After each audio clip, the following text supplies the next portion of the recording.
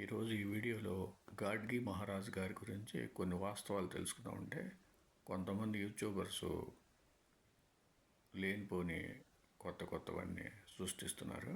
ఒకసారి వాటి విషయాలు తెలుసుకుందాం. రెండవసారి షిరిడీ చేరే నాటికే వారు పరిపూర్ణులని తెలిపే సంఘటన ఒకటి సాయికి ప్రత్యక్ష భక్తుడైన దామోదర్ రాస్నే గారి కుమారుడు నానాసాహెబ్ రాస్నే నాకు చెప్పారు. ఈయన శ్రీ గాడ్గి మహారాజ్ అనే మహాత్మునికి తన ఇంట ఆతిథ్యమిచ్చి వారి గురుసేవ గురించి అడిగితే ఆయన ఇలా చెప్పారట.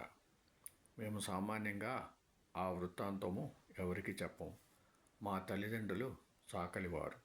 సేవ్గావ్ పతర్తి అనే ఊళ్ళో ఒక బట్టల దుకాణంలో పనిచేసేవాడిని. ఒకరోజు దివ్యవర్చస్సు గల ఫకీర్ ఒకరు ఆ గ్రామానికి వచ్చారు. ఆయన సేలు మాన్వత్ నుండి వచ్చారట.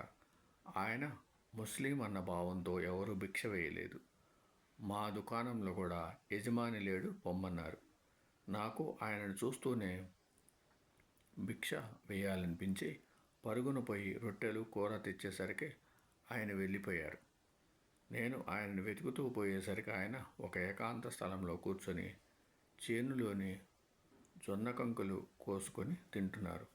నన్ను చూసి కోపంతో నీవిక్కడికి ఎందుకు వచ్చావు అని గర్జించారు. మీకెవరు భిక్ష వేయలేదని గమనించి ఇంటి నుంచి భిక్ష తెచ్చాను అన్నాను. ఓహో, నేనేమి కోరితే అది ఇస్తావా ఏం అని ఎత్తి పొడుపుగా అన్నారు. నా దగ్గర లేని డబ్బు తప్ప మీరేమి కోరినా ఇస్తాను అన్నారు. అయితే నీ ప్రాణమివ్వు అన్నారు పంతంగా. అది నేను ఇవ్వగలిగింది కాదు, మీరే తీసుకోండి. నాకు ఈ జీవితం అంటే విరక్తి పుట్టింది అన్నాను. ఆ ఫకీర్ నవ్వి నా తలపై చేయి పెట్టి ఆశీర్వదించారు. వెంటనే నా హృదయంలో చెప్పలేని మార్పు వచ్చింది. వారి సన్నిధి తప్ప మరేమీ కావాలనిపించలేదు. వారికి భిక్ష ఇచ్చాక ఇంటికి వెళ్ళి నాకొక గొప్ప గురువు దొరికారని, నేను ఇక సంసారంలో జీవించలేని చెప్పి వేగంగా ఫకీర్ వద్దకు చేరుకున్నాను. ఆయన నన్ను చూస్తూనే ఉగ్రులే దుష్టుడా, నీకిచ్చింది చాలక ఇంకా పీడించుకు తినాలని వచ్చావే అని గద్దించి ఆ ప్రక్కనున్న శ్మశానంలోకి వెళ్ళారు. నేను మిమ్మల్ని విడిచి బ్రతకలేను అంటూ వారిని అనుసరించాను. అక్కడ ఒక సమాధి పక్కన గుంట తవ్వి అందులో 2 కుండలు నీరు పోయమన్నారు. నేను అలానే చేశాను. ఆయన ఆ నీరు 3 దోసిళ్ళు త్రాగి నన్ను త్రాగమన్నారు. అవి త్రాగగానే నాకు చాలాసేపు బాహ్య స్మృతి లేకుండా పోయింది. నాకు స్పృహ వచ్చేసరికి ఆయన ఎటో వెళ్ళిపోయారు. నేను ఆయన కోసం చాలా కాలం వెతికి చివరకు షిరిడీలోని మసీదుకు చేరాను. లోపల తెరలు దించి ఉన్నాయి.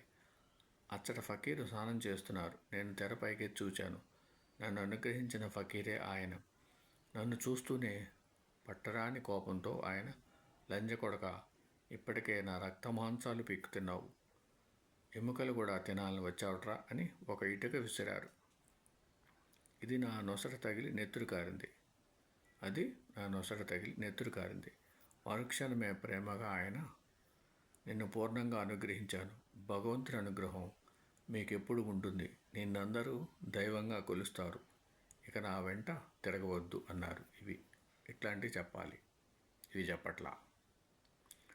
కొంతకాలానికి ఆయన శ్రీ గాడ్గి మహారాజ్గా లోకపూజ్యులై ఎన్నో ధర్మశాలలు, పాఠశాలలు స్థాపించారు. వీరు సంకీర్తన చేస్తుంటే వేలాది భక్తులు చేరేవారు. ఆయన 1927 ప్రాంతంలో తమ భక్తులతో కలిసి సంకీర్తన చేస్తూ షిరిడీ చేరారు. మధ్యలో ఆయన నేను మా ఊరు వెళ్ళిపోతున్నాను అని కేకలు వేస్తున్నారు. భక్తులతో కలిసి ఆయన కూడా షిరిడీ వీధులు చిమ్మి తర్వాత సమాధి మందిరానికి ఉత్తరాన సంకీర్తన చేశారు. చివరకు భక్తులతో ఇదే మన ఆఖరి కలయిక అని చెప్పి వెంటనే లేచి కాలినడకన నర్మదా తీరంలోని పతోచ్ చేరి అక్కడే మహాసమాధి చెందారు. అంటే సాయి మరలా షిరిడీ చేరే నాటికే సమర్థుడైన సద్గురు అన్నమాట. ఓం సమ సద్గురు సాయినాథ్ మహారాజ్ కి జయ. ఓం సమ సద్గురు భరద్వాజ్ మహారాజ్ కి జయ.